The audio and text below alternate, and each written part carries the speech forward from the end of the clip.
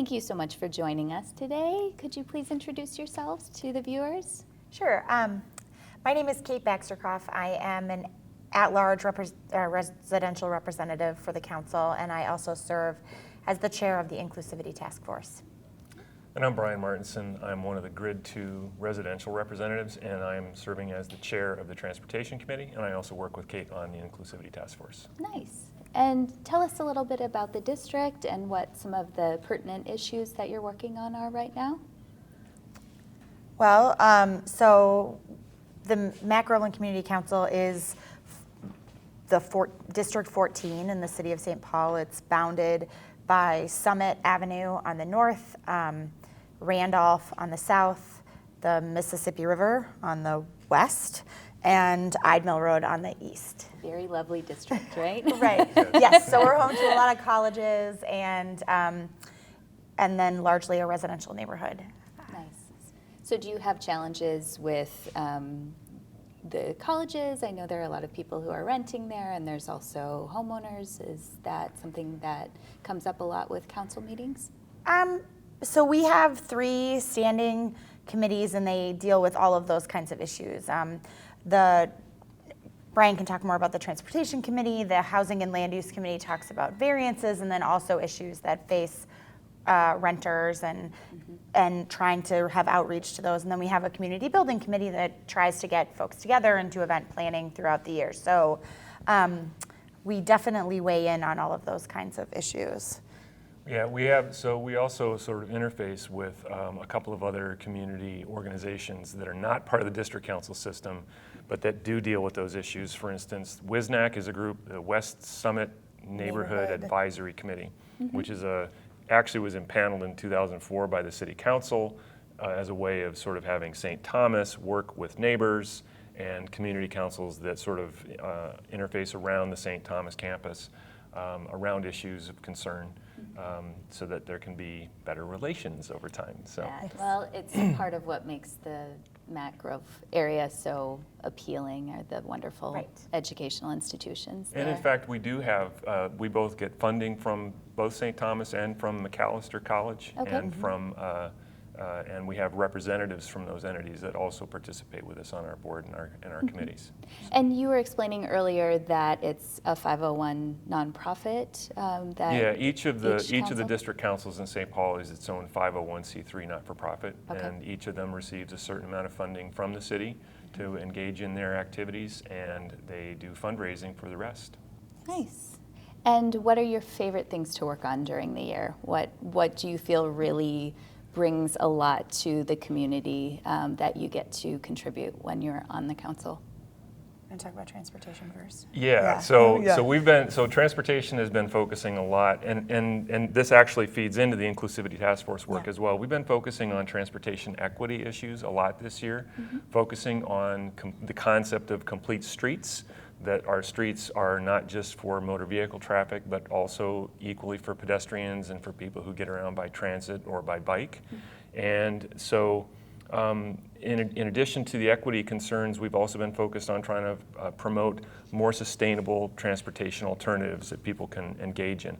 And in that regard, it goes beyond just our own neighborhood. That we try to engage in with other district councils, and in some cases we make recommendations to the city council for things that are really sort of citywide. So for instance, there's been a lot of discussion around reducing speed limits. That has historically not been a very feasible thing because of state law, which just changed this summer. So now we're in conversations. We had initially been discussing around reducing speed limits just around school zones, but now the conversation is more citywide. The Transportation Committee and also the Inclusivity Task Force are good ways that have a lot of different ways that we're really integrated into the neighborhood. So kind of like we talked about, we're a pretty residential and educational heavy district.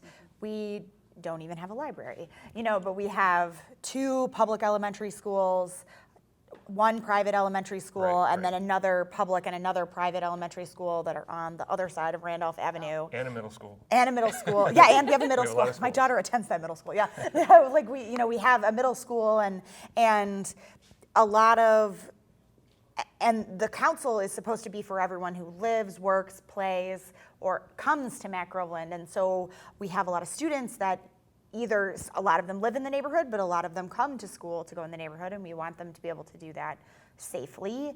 And then because it's such a residential neighborhood, they do have a ton of kids that walk to school. So, Randolph Heights has probably half the kids, 450 of them walk to school every day. And I think if folks move to St. Paul from the suburbs, which I know is sacrilege, but if you didn't grow up here altogether, but it happens, right? Yeah, we would like people to, right? But is you're used to seeing signs that you have to slow down around elementary schools, and for whatever reason, St. Paul has never adopted that. And so the speed limits in front of elementary and middle schools are still 30 miles an hour, even though there are kindergartners walking there every morning.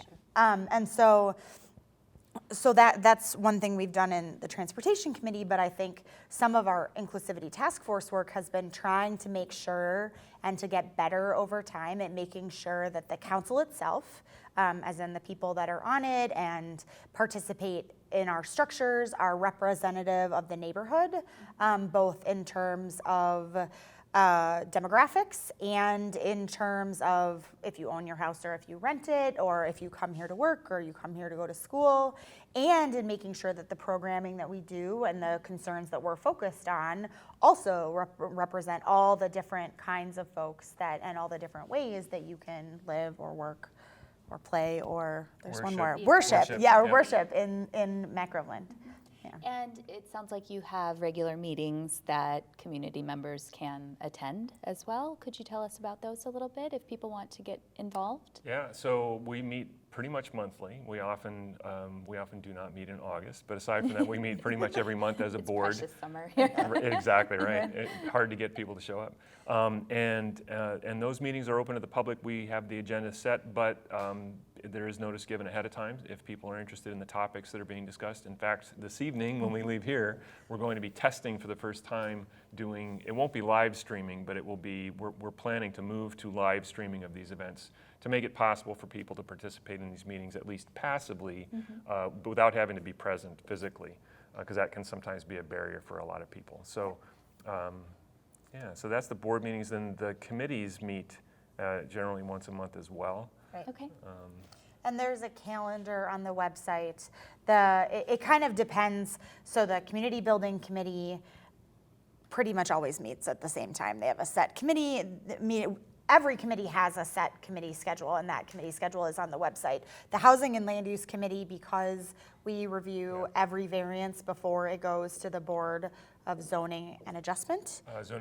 BZA, BZA appeals, and the City Council.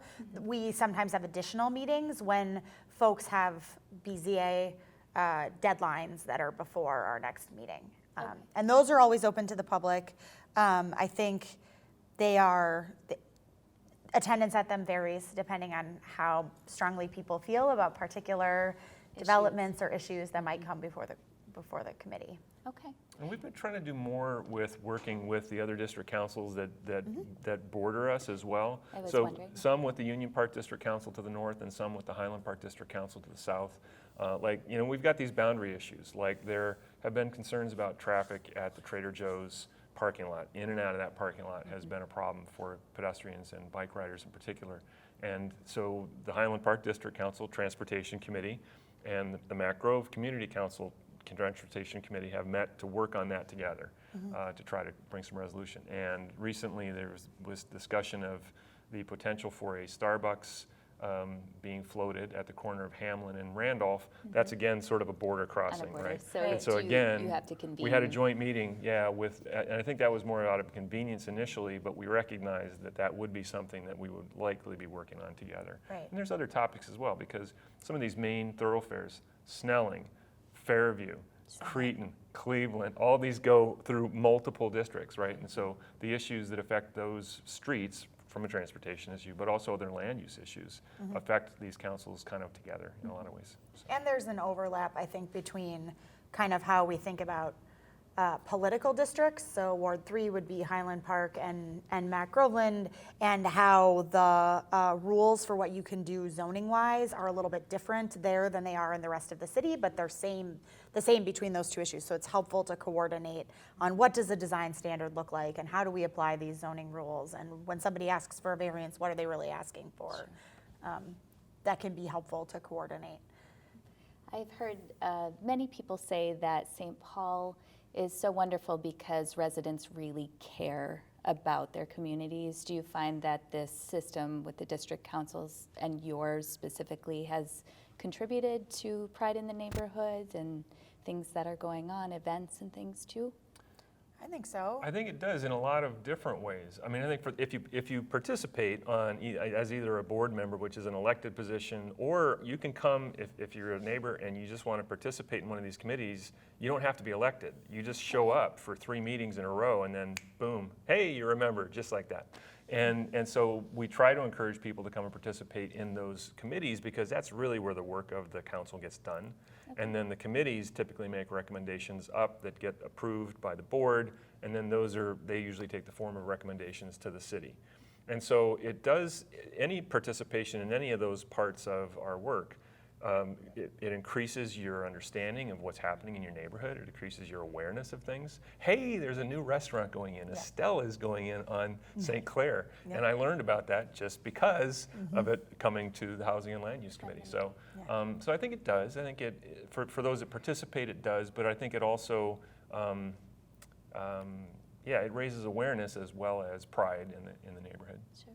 Yeah, I also think it's helpful for neighbors to have a place to go when they have a concern that's very granular, that it's not clear who the right person as a place to start is, you know. So we have had a lot of discussions about how long the lead time is for a crosswalk across particular streets. And it's hard to think that you should call the legislature or even maybe the city council about walking across the street across Jefferson, and there's only a 6-second lag, and if you don't press the button right, it doesn't really work. But the city, but you don't know the right person to call at the city or who it is you should talk to. And so I think it's really helpful to have a forum to know this is people who might know the answer. There's a lot of institutional memory on the council of people who have been around for a pretty long time and have worked through different, over many political administrations and city government organizations, and can give you some answers, or will have some ideas about who is the right person to call if you're not the right person to talk to. And I think that can be helpful, and I think it's helpful to have what's a pretty approachable forum. We're in a rec center. It's in a room. This is not, and we're in the boundaries of a really pretty small area to be able to go to. These are your neighbors. Right. Neighbors, right? Yeah. Exactly. So, and I'm sure residents appreciate having their voices heard on specific topics. It sounds like the council is able to help, take care of things quickly at the local level. Do you find that is one of the best things about the council for you? There's one thing that is, I think sometimes there's a misunderstanding about what the role of these district councils is. So some people have come with concerns or issues that they want addressed, and that they say, what are you going to do about this? And it's like, well, we are not a policy-making body. We are an advisory body. So if you think of it, we sort of are sort of an opinion aggregator for the neighborhood, if you will. And so the city council does, I think, in part look to these district councils to say, what is the neighborhood feeling about this topic or this plan or this proposal? And so we can advise, and we, as a board, try to represent the neighborhood, but we also, as neighbors ourselves, we represent our own positions on this as well, but we don't make policy. So all we can do is say, what would we like to see the city doing? Or in some cases the county, because in some cases it gets to be with Ramsey County that we're dealing. So that's just a misunderstanding that I think would be really helpful to have cleared up, is that we don't make policy. Yeah, so. Sure. Yeah, and I do think, I think that can be a source of helpfulness and also frustration sometimes for folks when they come with issues. But I also think that because it is fairly granular, we're able to at least point folks in the right direction if what they really need is to talk to a policymaking body. And I do think that the city council and wants to work with us and wants to understand what it is that we do and what neighbors think in that kind of a situation. Hello, if you're just joining us, we are speaking with members of the Mac Grove Community Council. So every district has their own neighborhood council. And then do you have larger meetings where all of the districts convene and then report to the city? Is that? Sometimes we have done, there are happy hours that are organized to try and meet other people. And then in some contexts, so for example, the Inclusivity Task Force is largely working in conjunction with a plan by St. Paul, the Community Engagement Program, which is designed to make district councils more accessible and more representative of the folks that they represent. And so we have worked in conjunction with other community councils to figure out what does that mean and what kind of things should we be implementing and what does that look like, what are best practices. But it's more informal than formal. Like it's not like you take there's 17 district councils and we take a show of hands, and if it's 9 to 8, all the other district councils do something. Since they're all kind of separate nonprofit organizations, they're designed for that specific purpose, and it's more either kind of working together with specific community councils on issues that are related to us. On a specific topic. On a specific topic, or on kind of, good governance, best practices, brainstorming kinds of issues that we try and share knowledge and not do repeated work. I think each of these councils also has sort of a staff, usually an executive director, sometimes another couple, 1 or 2 part-time staff. And I think those people do have a little bit more opportunity to sort of formally work together, and they may have more structure in which to do that. But these district councils operate largely independently. I mean, that's kind of how it works. Unless people who are on them think to reach out and across to other groups. Or just, again, it's still St. Paul. So I know people on district councils throughout the city, and so sometimes I'll just say, oh, that's right, this person who I ride my bike with just happens to be the president of the Fort Road Federation. So I wonder what she thinks about this. Or how is their district council handling this topic? How are they going about, and so those informal conversations happen too. Yeah, and I think, and sometimes it's in the context of people asking for help, which is if one council does something especially well or has programming that's especially helpful, then they can share that information with other councils who might not be to that point.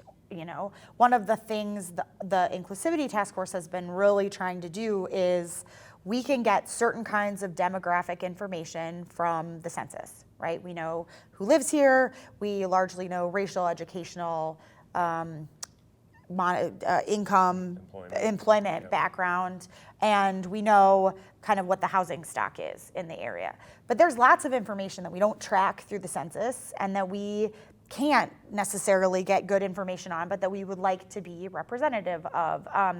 The easiest example that we ran into concerns with over the last couple of years is LGBT populations, which is not tracked in the census, and some of the data that we have uses some really outmoded ways of determining how you would determine what someone's sexual, gender, or affinity orientation is. And so knowing what we know and then what the limits of that knowledge are, that's information that can be helpful. You don't need to redo that work 17 times over the course of the city. You do need to apply it everywhere. And so sometimes that'll come up and someone will ask a question, can you tell us what you've been doing to try and help us do that going forward?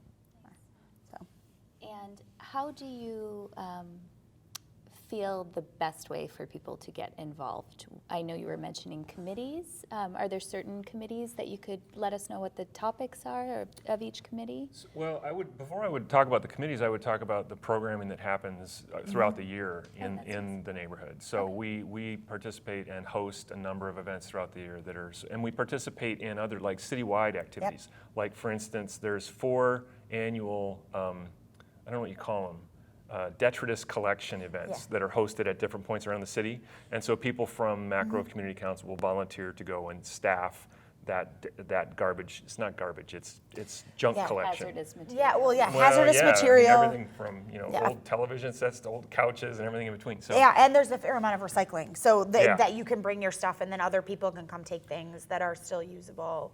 And they're a fourth in the city And then in we've, different then places. we've got the home renovation event that happens kind of in the winter. We've got the macgr Fest that happened just last weekend. That is hosted at the Groveland Elementary area. And we have a couple other pop-up events that we're trying to move to sort of smaller forums and more sort of nimble, smaller things. We've done a couple of slow roll bike rides recently with the Union Park group and macgr. And And those then we have kinds a of Frost Fest in Frost February. Fest, that's right, yeah. And which is also on the ice rink at Groveland Park. And Alley Garden Awards Yes. has been a thing that we've done for a long time. Yeah, for a as well. long time, of kind of encouraging people to make their alleys look nice and putting little flags in them when they do. And and then we have an at-large. So in addition to residential representatives, which both Brian and I we should are. mention that since Yeah, Brian's not here. there's a couple of business representatives who represent businesses in the area. And then there's an at-large education representative who represents someone, the schools in the neighborhood, and an at-large faith representative who represents faith institutions. And so over the course of the year, Brian, who is one of the, Brian Wagner. Mm-hmm. Yeah, so many We Brians. have 3 Brians on the board. Yeah. No. It gets confusing. So Brian Wagner, who's the at-large business representative, hosts a business roundtable where businesses will come talk about issues that matter to them in the community and things and get input from the neighborhood. And then Cindy Radke, who's the at-large faith representative, has been hosting kind of bigger conversations about that faith institutions related to all sorts of issues, social justice, environmental, like climate change kinds of issues. And sometimes it's organic events that happen that lead to programming, kind of pop-up programming that's really popular. So last April, was it, for example, there was a play about a housing segregation / racial attack that happened in Mac Groveland at the beginning of the 20th century. And that led to some other kind of the at-large faith organizations had a conversation about what that meant for faith institutions going forward and how we should deal with racially restrictive covenants and how St. Thomas should deal with their housing stock. And so some of it just sort of happens organically and then leads to other programming in the neighborhood. And then some of it is more intentional. So for example, the city of St. Paul did a citywide book project last year about housing insecurity, and one of the books that we read was Evicted. Evicted by Matthew Desmond, which is about housing and living in financially precarious states in rental housing in a particular part of Wisconsin. And there were a series of book clubs that were hosted both by the city and then by the community council to talk about that for various different groups and constituencies within the council. Right. I think there's a number of ways that we can try to get the community more involved. Part of it is we feel that we have a responsibility. That's why we both work on the Inclusivity Task Force, is that we want to see our council be more representative of our neighborhood. And so we are looking at ways of changing what we're doing for programming. What would be more appealing that would bring a broader swath of our neighborhood to be participating in these events? Yep. How can we make it easier for people to do that? So that's why we're going to this live streaming model, just to lower some of the barriers that people may have to participating.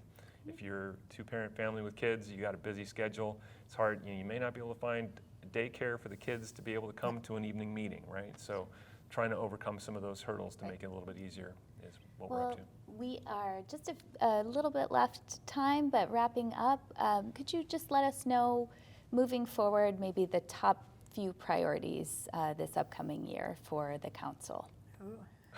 That one probably depends on who you ask. But I think, so for the Inclusivity Task Force's goal has 2 goals for the next year.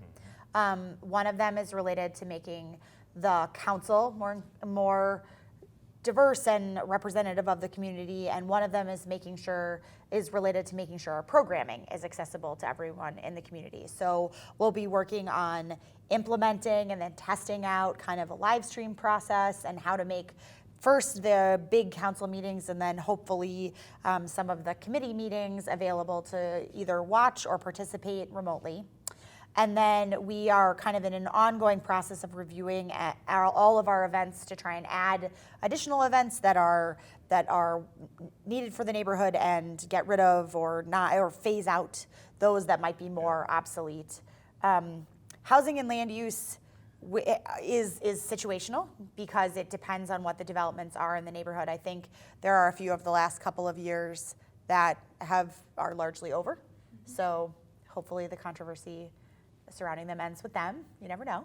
And then we'll just have to see how it comes on what the next big thing is. I think the Transportation Committee will continue to focus on issues of pedestrian safety and in making our streets more welcoming and usable for all users. And so that means in improving the clearing of the bike lanes with respect to snow removal and debris removal. Yep. So we've recommended that the city do some pilot testing of a 1 night per week parking ban on streets that have bike lanes. I think that work will continue. I think that we will continue to work on the Trader Joe's traffic concerns and that bridge on Summit. The bridge on Summit, they'll be replacing the bridge, Summit Avenue Bridge over Ide Mill, and it will be replaced over this next year. So that plan's kind of already in place. Okay. So we're helping sort of the city with planning of the rerouting of traffic around that for the year that it's going to be happening. Could you let the viewers know what the best way to get in contact or stay connected to the council is? Sure. So we have a website, which is macgrove.org, and that has a calendar of all of our events and then also some information on how to be part of an email list. So to get occasional, it's not going to flood your inbox. But updates on when events are, and there's kind of an online version of our newsletter. And then we also have a Facebook page, and when we do streaming, we'll be doing it through Facebook Live on that page, so you can see it there, and then we'll hopefully figure out some kind of archiving system going forward. We also have newsletters that get mailed out to our neighbors, but it's increasingly in this world, people do things online, so we're trying to move that way. Sure. Yes. Well, it sounds like there's a lot to attend to. Yes. Always. And we wanted to thank you both for being here, Kate and Brian. My and pleasure. we'll look forward to hearing what you have coming up. Thank you so much. Thank you.